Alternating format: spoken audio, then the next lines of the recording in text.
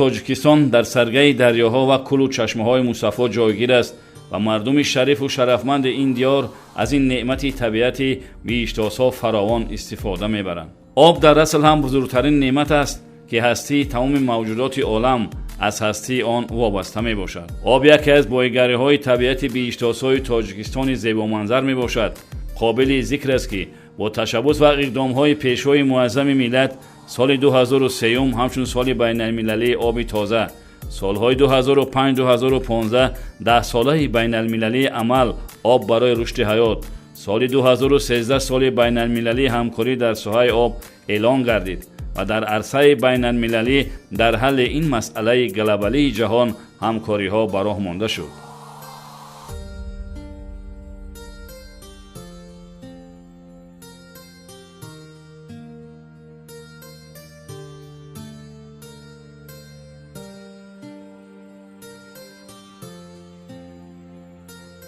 боз як иқдоми неки пешҳои миллат дар ҷаласаи 71-уми маҷмӯаи умумии созмони милали муттаҳид оид ба эълон доштани 10-солаи байналмилалии амал об барои рушди устувор солҳои 2018-2028 пешниҳод гардид ки ин ташаббус аз ҷониби 177 давлати аъзои ин созмон ҷонибдорӣ карда шуд.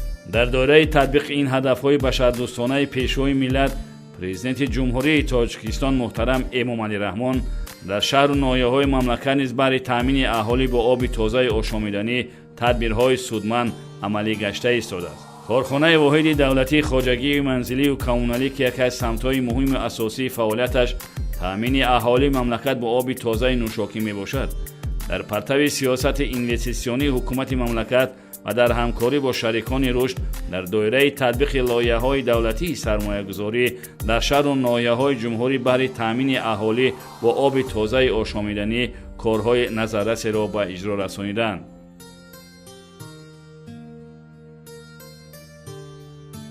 бо амалӣ гардидани лоиҳаи обтаъминкунӣ ва беҳдошт дар деҳот ки баҳри таъмини аҳолии деҳот бо оби нӯшокӣ амалӣ гашта истодааст, сокинони деҳу деҳкадаҳои ноҳияи восеи вилояти хатлон бо оби тозаи ошомиданӣ таъмин гардиданд.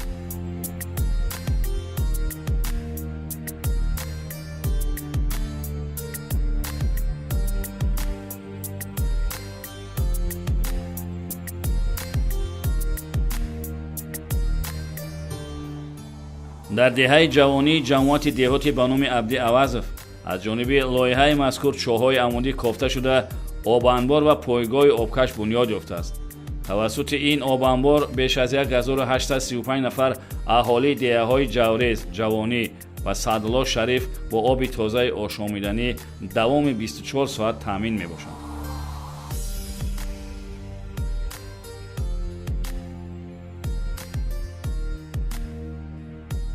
барои сарфакорона истода бурдани об ва саривақт пардохт намудани ҳаққи хизмати обрасонӣ дар қуттиҳои махсус обчемкунакҳо васлу насб гардиданд ки дар онҳо рақами хонаи об истифодабарандагон сабт шудааст ва аз рӯи он оби истифодашуда ҳисобӣ карда мешавад.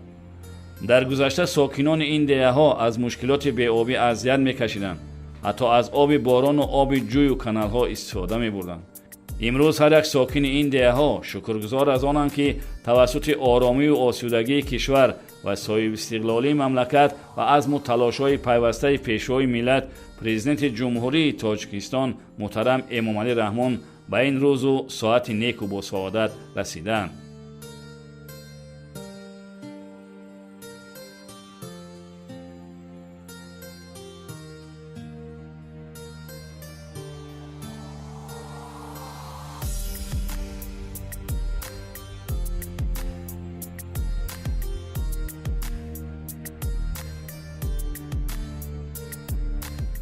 در حالت آب دشواریم بود، خیلی مثال آب و ساعتکی بود و این صورت میشه که کشش بود. ما نمیتونیم که سری وقت آب و مثال برسو تامین کنیم. ما از جنوب عالی اداره خانه بیان میکنیم که لایه‌ای که نو پیشنهاد شد که مرامت دیوها همه تامین خانه و قطعی همه یگان مشکل نداریم.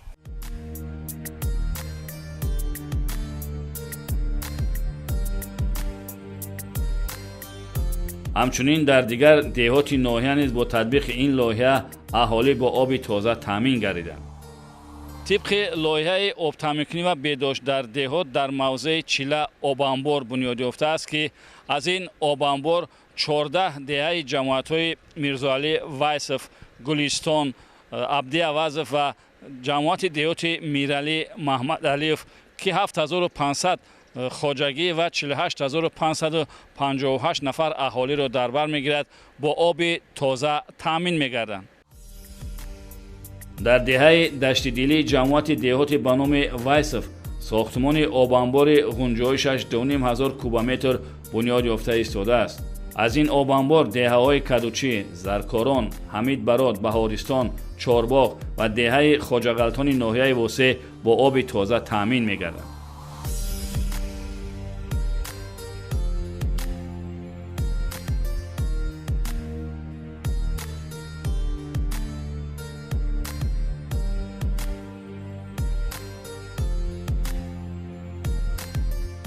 در همین انشاءاتی که ما قرار داریم ساختمان آبانباری حجمش 2500 کوب، کارهای تعمیری، کارهای ساختمانی، کارهای آهن و بتانی ساختمان آبانبار. اول ما بتانی دیوارهای همین آبانبار را گرفتیم. بعد یک ساختمان دیوار گرد اطرافی اینا تاکورسیش ریختیم. اول کارهای دیوار گرد اطراف سر می شود. بعد این در آبانبار با پوش بالای آبانبار ساخته می شود. 15 نفر کارگران کار کرده ایستادند. اما کارها از روی نقشه رفته ایستاده است. یگان تنقیصی محصولات نیست در ما. آبانبار که بنیاد می شود این اصلا از موضع گلتپه آبش آمده در همین حوض پر می شود. از اینجا طرف محله دههای کدوچی که دههای کلانترین است که ساختمان بیناهای نو شدگی در دوره آخر ساختمان شدگی از آب تنخیصی میکشند. محله کلانترین محله کدوچیه. بعد این محله خواجه غلطان، محله فرونزه، محله زرکاران، چارباغ قریب 6 تا قشلاقی همین جماعت وایسف با آب تامین میشود.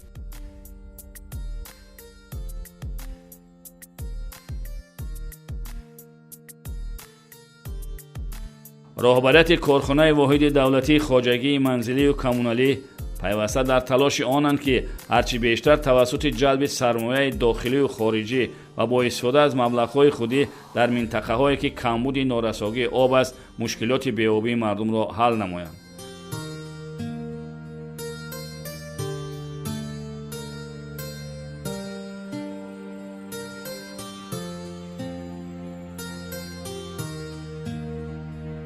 یکی از مشکلات اساسی ساکنان شهر کلاب این نارسایی آب آشامیدنی است. با مقصد از بین بردن مشکلات بی‌آبی ساکنان شهر کلاب با دستگیری حکومت جمهوری تاجیکستان و با جلب شریکان رشد لایحه آب تامین‌کنی و کانالیزاسیون شهر کلاب تهیه گردیده تا سال 2025 پورا عملی گردانده می شود.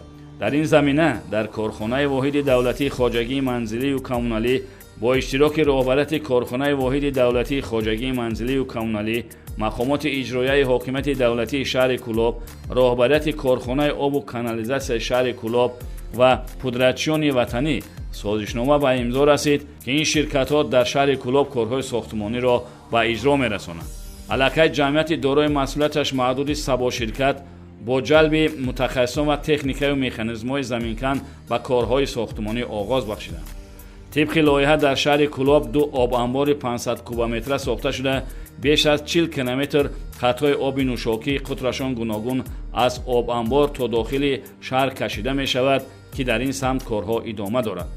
در مجموع در شهر کلاب ساختمان آب انبارها با گنجایش 23000 کوبمتر آب به نقشه گرفته شده است و با انجام با موفقانه این لایحه مشکلات بی‌آبی ساکنان شهر کلاب برطرف می شود.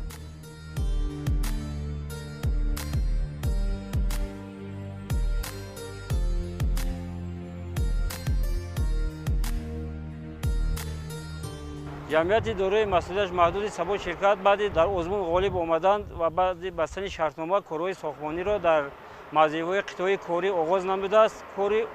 کارهای آغاز نموده ما در قطعه چمنزار آبانبار گنجایشش 500 کوبه 2 تا ساختن ما در کل که کارهای ساختمانی آغاز یافتند و بعد از این حاضر برابر این در داخل شهر نفس کردن آب سوکنک‌ها و дигар корҳои сохтмониро баъдтар мо идома медиҳем. лоиҳаи боби нӯшокӣ таъминкунии шаҳри Кӯлоб ки аз тарафи корхонаи воҳиди давлатӣ, манзили коммуналӣ ва Бонки Аврупои таҷдид ва рушд маблағгузорӣ мешавад. Корҳои қубурхобонӣ бо қутри 400 ва 630 оғоз намудем. дар айни ҳол дар ин минтақа 10 мутахассис бо кор таъмин карда шуда истодааст. дар мавзеи ҷангалак мо корҳои сохтмонӣ оғоз намудем. мо 476 метр турби 400 хобонда ҳозир 630 корҳо рафта истодааст. ҳамчунин 31 июли соли ҷорӣ дар бинои намояндагии Бонки Аврупои таҷдид ва рушд дар Тоҷикистон дар доираи лоиҳаи обтаъминкунӣ ва коррезии шаҳри Кӯлоб маросими ба имзорасии созишномаи грантии техникӣ байни Бонки Аврупоӣ, Иттиҳоди Аврупо ва Корхонаи воҳиди давлатии хоҷагии манзилию коммуналӣ ба маблағи 500 000 евро ба имзо расид. дар доираи он қарордод оид ба рушди корпоративии Корхонаи обтаъминкунӣ ва канализасияи шаҳри Кӯлоб омода гардида, мушовирон барои насби системаи билингӣ, тартиби дурусти шаҳрномабандӣ, омода намудани ҳисоботҳо ва рафти татбиқи лоиҳа кӯмак хоҳанд кард.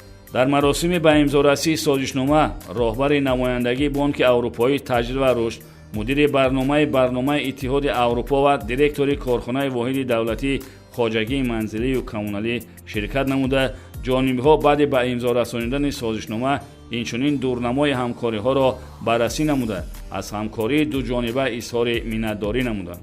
роҳбарияти давлат ва ҳукумати мамлакат пайваста талош менамояд то ин ки сатҳу сифати зиндагию рӯзгори мардум хубтару беҳтар гардад ва дар раванди пешбурди зиндагӣ мушкилоте ҷой надошта бошад. ва дар пайи ин ҳадафҳои некбинонаю башардӯстона дар ҷумҳурӣ корҳои назаррасе амалӣ гардонда шуданд.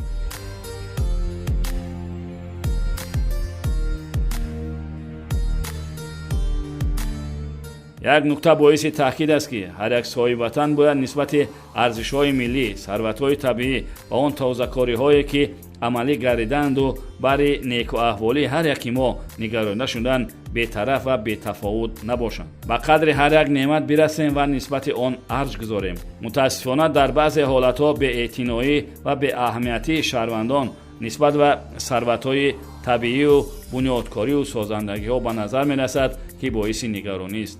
об ин худ сарвати бебаҳо аст ва хуб медонем ки дар арсаи олам чӣ қадар мардум азоби беобӣ мекашанду ҳазорҳо ҳазори дигар аз нурасогии об мефавтанд. вале Тоҷикистон ки дар саргаи оби нобу мусаффо ҷойгир асту мардуми ин сарзамин мушкилоти беобӣ надоранд, аммо ба назар мерасад ки нисбати ин неъмати худодод беаҳамиятӣ зоҳир менамоянд. аз нигоҳи иқтисодӣ дар ин маврид мо гуфтанем ки як ҷумъа ки қубури қутраш 15 ки мо мисол аксаран дар хонаҳо дорем, агар мо сарфакунона истифода набарем, дар як соат 1 тонн ба ҳисоби миёна об ҷорӣ мешавад. дар як маҳалла, як кӯча аз 30 то 40 муштариро бошад, ҳар як кадоми ҷумъакошон агар ҳамун қубурҳои қутрашон 15 рехта истад, дар як рӯз то 150 170-80 тонн об исроф мешавад. имрӯз қариб дар ҳар як кӯчаю паскӯча ва хонаю манзили зисти мардум оби тозаи ошомиданӣ ҷорист.